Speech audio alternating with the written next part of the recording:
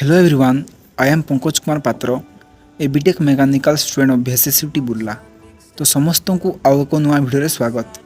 मु आज ये भिडियो डिस्कस करी जो पिला माने पोस्ट मैट्रिक स्कॉलरशिप अप्लाई करेंगे तांकर कोर्स वाइज केते टंका मिलिबो।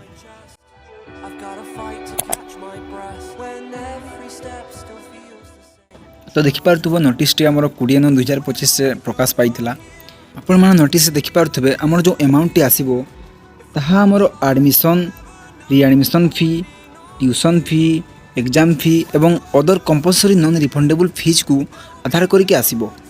एवं सरकार एथर घोषणा करिसेंती जे जो भी अमाउंट टी आसीबो ताहा वर्धित मात्रा आसीबो।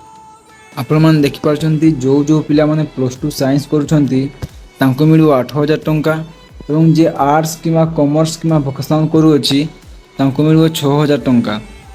डिफरेंट कोर्स पर डिफरेंट अमाउंट रही अछि एवं जे +3 आर्ट्स किमा कॉमर्स करूअछि तांको मिलिबो 10,000 टंका एवं जे +3 शास्त्री रे करूअछि तांको मिलिबो 6,000 टंका एवं जे एमए किबा इंटीग्रेटेड एमए करूअछि तांको मिलिबो 18,000 टंका।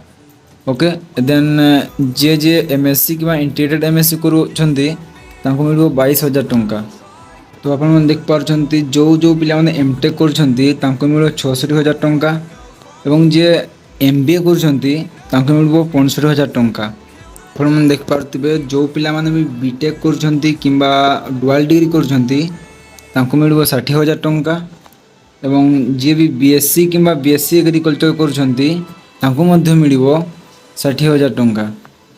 तो एगुड़ाक थिला हमर किछि कोर्स पाइ स्कॉलरशिप अमाउंट जो पिला माने एतिकी अमाउंट सैटिस्फाइड अछंती आपण माने पोस्ट मैट्रिक स्कॉलरशिप को अप्लाई कर दी पारि। जदि आपण माने को वीडियो भल लागि तो लाइक करि पारिबे। जदि किछि डाउट होछि कमेंट सेक्शन में कमेंट करि पारिबे।